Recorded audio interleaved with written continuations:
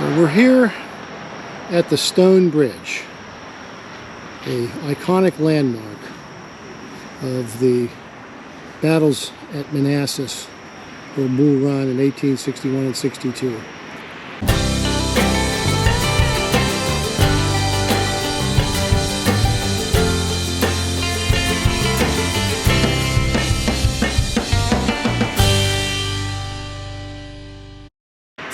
I'm making this video late in the day. We've gone to a couple of spots. We've gone to Henry Hill. We've gone to the Visitor Center. That was the focus on first Bull Run, the opening battle of the Civil War. It wasn't the first land battle. We were there at the site of the first land battle in Philippi, but this was the big opening battle, I guess, if you will, on the main stage of the Civil War. And it was also used as the retreat route by the Army of the United States, Pope's Army, after their defeat at Second Manassas or Second Bull Run. So, morning of August 29th, 1862, out along the Warren Turnpike, John Pope, commander of the Union Army, has picked up on Confederate soldiers moving westbound. And he is going to come up with that idea, wrongly, that the Confederate Army is retreating, and so he is going to order, as he says it, a pursuit of the Confederate Army.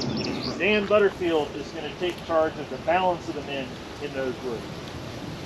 Take a look at the direction of the trees. Take a look at the line of trees, how they are angled. How are they angled? Yeah, right. Okay, look at the Confederate line. How is that angled? The opposite way. The opposite direction, right? So if the guy's coming out of these woods, can they go straight if they're going to hit him? No, so what are they going to have to do? It's a big open door that's going to have to swing across this field. What didn't I say was here? Vegetation, right? So on the top of the hill there, you've got thousands of rifles and muskets. Let's add a little bit more to it. The Confederate line is in the shape of an open pair of jaws. So this is the top jaw. The bottom jaw is on the other side of the highway. And then the connection point between that are 36 cannons. What are 36 cannons? Well, if you drew a straight line through these trees, bingo, you found them. Those guns can hit how far? Here, 1.5 miles. So you have thousands of rifles and thousands of muskets down at you, and then the unseen enemy 1 mile plus away. 36 guns, thousands of muskets, and where's your protection? So at about 3 o'clock in the afternoon, August 30th, 1862, emerging out of those trees is the first wave of the Union soldiers coming out.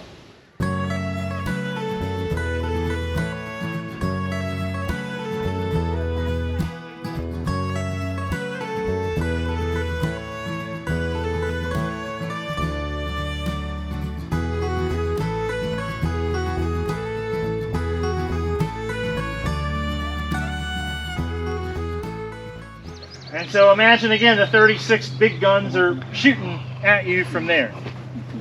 Confederates are located in front of us. This is the deep cut. Why is it called the deep cut? Well, the obvious answer is it's deep, right? So as the railroad passes through the park, this is the deepest cut in it. Ta-da, there we go. So there's a valley right there. If you're being shot at by a whole bunch of lead in front and iron balls flying through the air from the west, where do you want to go? Straight for that dip. What isn't afforded to the Confederates at that point? A protective trench.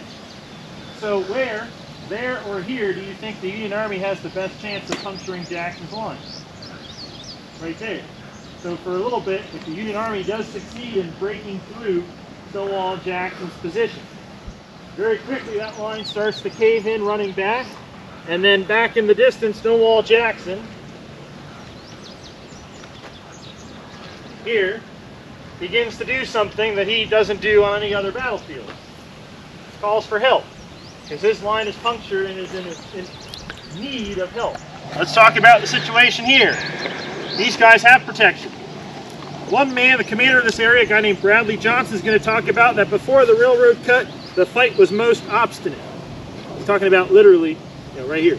I saw a Federal flag hold its position for half an hour within 10 yards of the cut and go down 6 or 8 times. Are we 10 yards?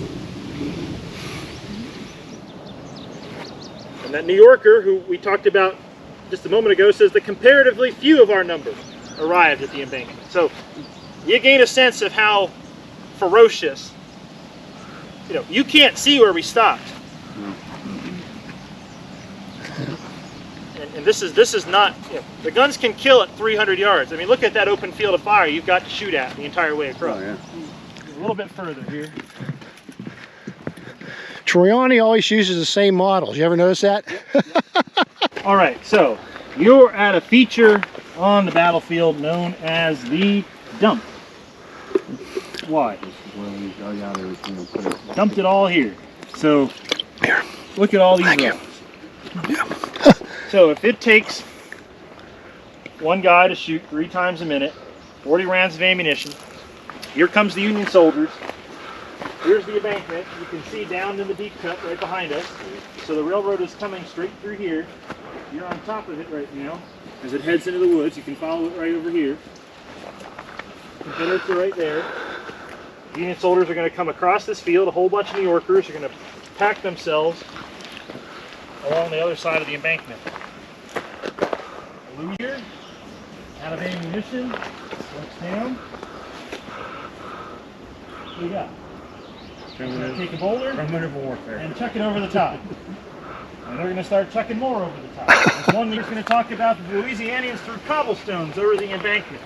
I saw them going over, lighting upon their heads just as thick as I ever saw corn go into a pen by corn shucking.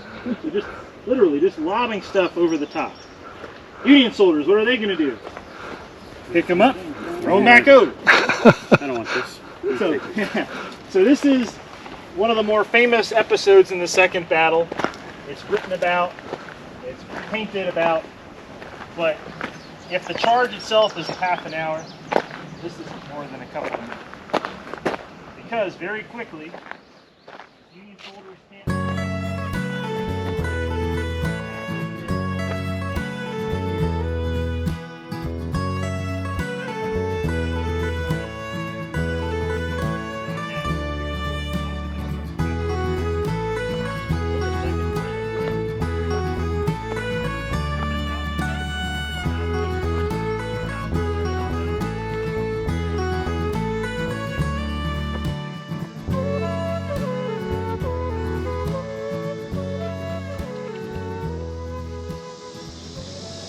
Because again, John Pope, blinders on, sees Jackson as the big threat.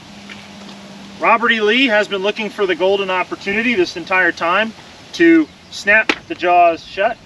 Seeing this attack fail, Lee is going to order James Longstreet to move forward at about 4 o'clock in the afternoon. Again, moving from the tallish, the ones at the power line, all the way to the visitor center, with the goal being to crush John Pope's army, crush his line of retreat, and make his dream of complete victory a reality. If you want to learn about that, that's not the topic here. You got to join us at 3 o'clock over at Chin Ridge to see how that wraps up. Will you ever know the Louisianian who probably breathed his last right along this line? Or a New Yorker? Michigan? Alabama? Pennsylvania? Wisconsin? Will you know them? You can look at these guys' pictures all you want, but those men you will never see or talk to. 160 years ago, thousands of men gave this place meaning with their blood. You've never known them, you'll never know them, but you're giving them meaning. Look at the monument. In memory. Guess what you're doing? You're doing that. You're giving them meaning.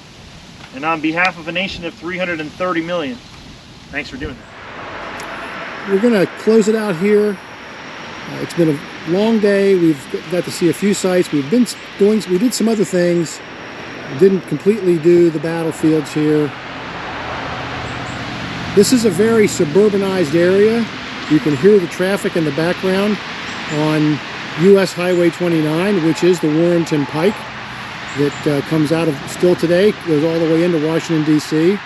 And this was the main road out of Washington, D.C. and the route that the Army of McDowell, the Union Army commanded by McDowell, came out in July of 1861, as well as the retreat route of the Army of John Pope a year and a month later.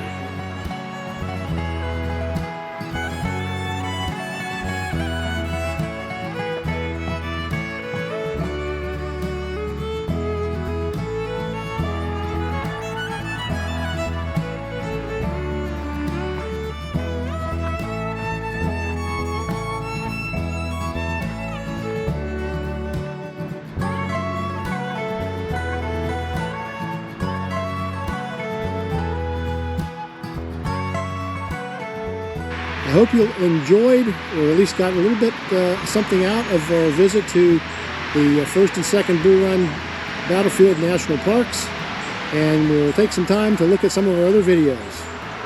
See you next time.